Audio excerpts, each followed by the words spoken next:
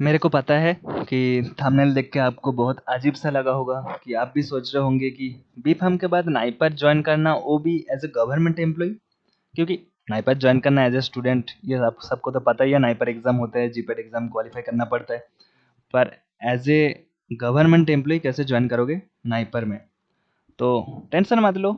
This is NIPER इन दोस्त YouTube channel. ये है आपका नाइपर इन दोस्त सायन। तो मैं कहीं पे भी आपको ज्वाइन करवा दूंगा बी फार्म के बाद। तो जैसा join IIT after B pharm, join AIIMS after B pharm, join Bhabha atomic research centre after B pharm, ये सब वीडियो चैनल में ऑलरेडी अवेलेबल है, आप जाके देख सकते हो। तो अभी this video is going to be related to join NIPER as a government employ after B pharm. तो चलो, बिना टाइम वेस्ट करते हुए वीडियो को शुरू करते हैं। क्या क्या क्राइटेरियाज है इसमें से? बस एक ही पोस्ट है जिसमें बी फार्म के बाद आप एलिजिबल हो, अप्लाई कर सकते हो। तो वीडियो शुरू करते हैं। Hello everyone, welcome back to NIPER and दोस्त यूट्यूब चैनल। मैं हूं शायन। तो अभी मैं हूं नाइपर गुवाहाटी का इन्फॉर्मेशन ब्रोचर, मतलब ये जो वैकेंसी का एडवर्टाइजमेंट निकला है, ये नाइपर गुवाहाटी का तरफ से ही निकला है। तो इसका जो लास्ट डेट है वो मैं दिखा देता हूँ।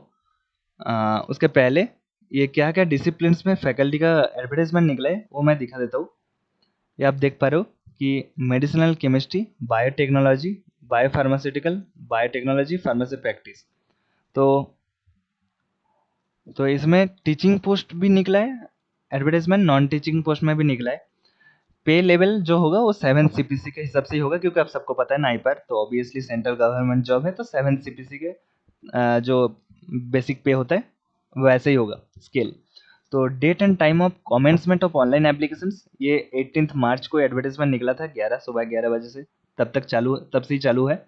लास्ट डेट एंड टाइम 17 अप्रैल को, ये इसका लास्ट डेट है। 5 बजे तक ये पोर्टल चालू रहेगा। Last date for receipt of hard copy of the online application 27 April के पहले हार्ड कॉपी पहुंच जाना चाहिए। मैं बता दूंगा कि ये एक्चुअली क्या है। ये हार्ड कॉपी स्पीड पोस्ट करना पड़ता है।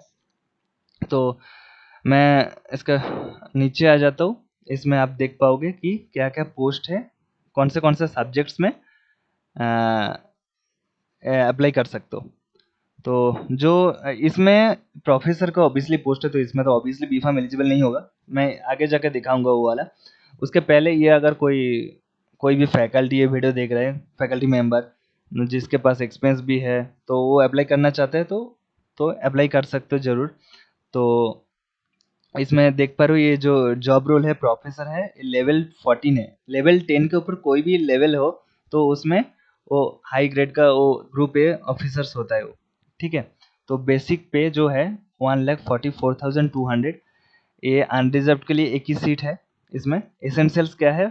इसमें ऑब्वियसली पीएचडी रिलेटेड, ये अब देख लेना, नेचुरल प्रोडक्ट केमिस्ट्री और equivalent any first class preceding degree, M pharm, MSc या फिर एमएस। एमटेक नहीं चलेगा इसमें, ठीक है? या तो फिर एम फार्म या फिर एमएस या एमएससी डिग्री होना चाहिए केमिस्ट्री रिलेटेड बैकग्राउंड में।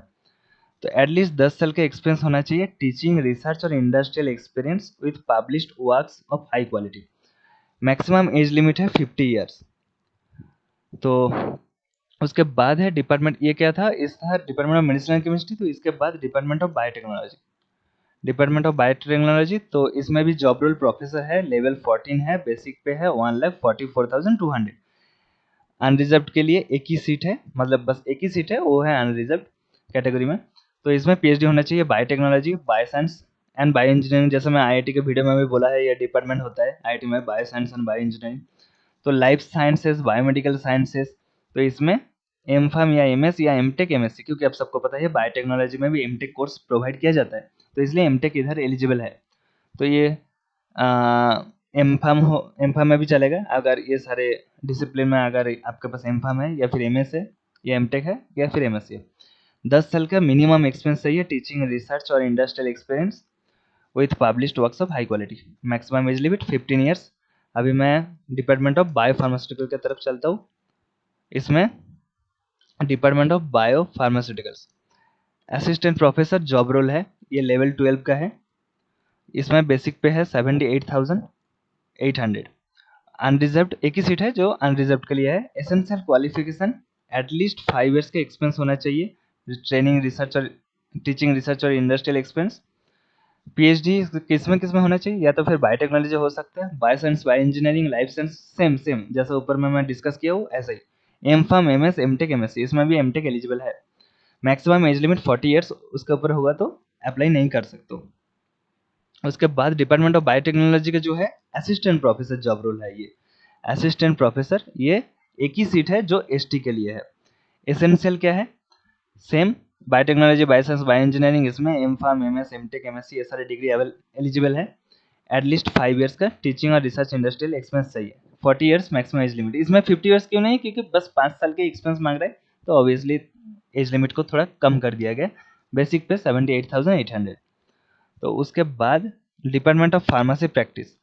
डिपार्टमेंट ऑफ फार्मेसी प्रैक्टिस में आप देख पा रहे हो एक ही सीट है जो एससी के लिए है। असिस्टेंट प्रोफेसर जॉब रोल है, लेवल 12, बेसिक पे 78,800। एसेंशियल क्या है, 5 साल के टीचिंग रिसर्च इंडस्ट्रियल एक्सपीरियंस।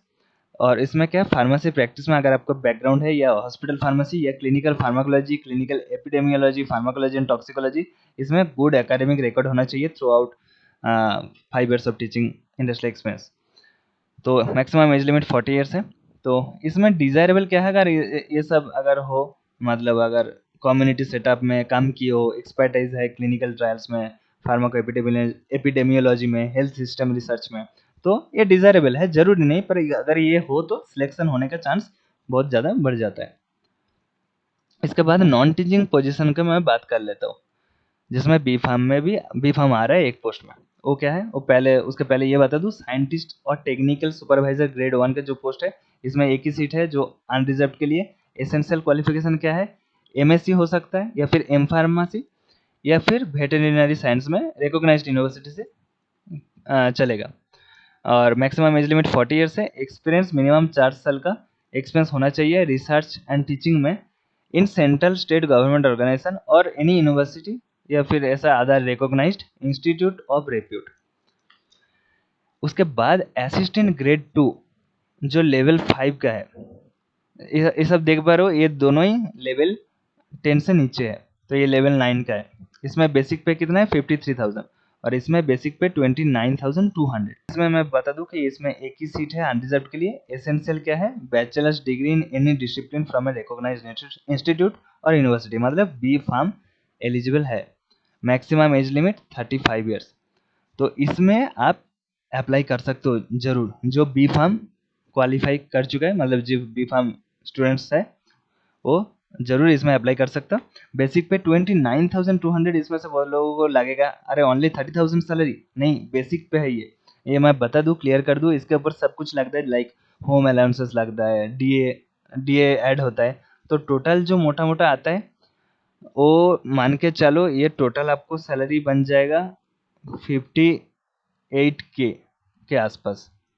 क्योंकि जिसको नहीं पता उसको बोल दूं, 50% ऑलमोस्ट डीए ही होता है। सेंट्रल गवर्नमेंट जो एम्प्लॉय होता है अभी तो 50% के आसपास डीए चल रहा है, तो ये पूरा 58,000 के आसपास बन जाता है। तो अभी समझ जाओ तो कितना इंक्रीज होता है बेसिक पे से। तो ये आप बोलोगे तो कि 78,000 इधर, तो फिर ये कितना होगा, ऑब्वियसली ये सब कुछ ऐड करके ये सैलरी लगभग 1.3 1.4 हो जाता है लाख, ऑब्वियसली। तो और ऊपर मैं ये भी बता दूं कि ये प्रोफेसर देख पा रहे हो, ये 1,44,000, तो ये ऑब्वियसली 2.4 के आसपास चला जाता है ये, ठीक है, 2.4 लाख पर मंथ। तो ऑब्वियसली क्योंकि जॉब रोल है, प्रोफेसर लेवल 14 का जॉब रोल है।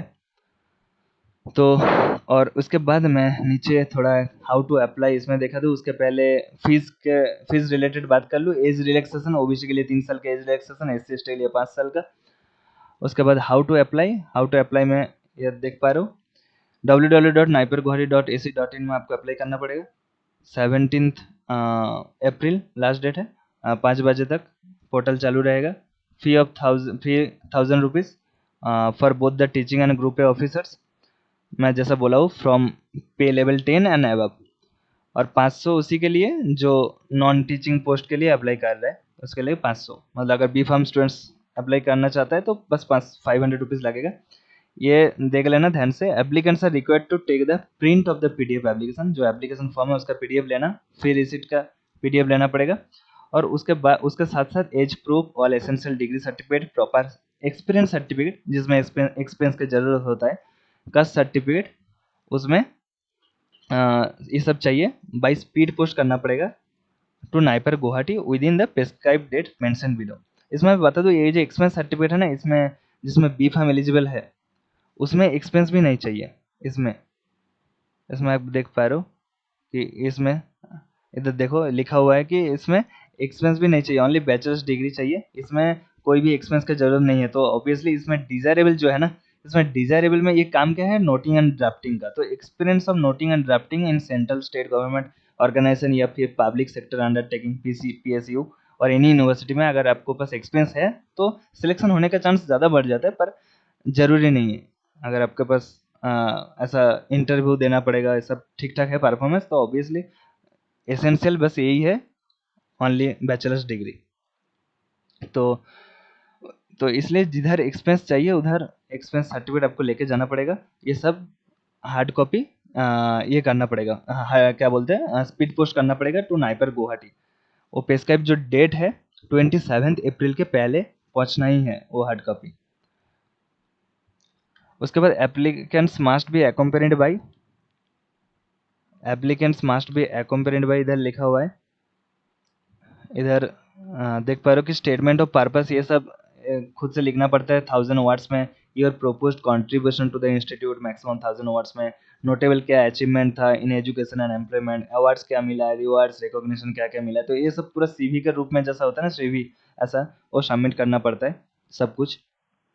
और अभी इधर ये देखो ये लिखा हुआ है कि ये जो है completely filled in application, application fill करके स्पीड पोस्ट या फिर कुरियर में भेजना होगा। 27 अप्रैल के शाम को 5 बजे के पहले पहुंच जाना चाहिए।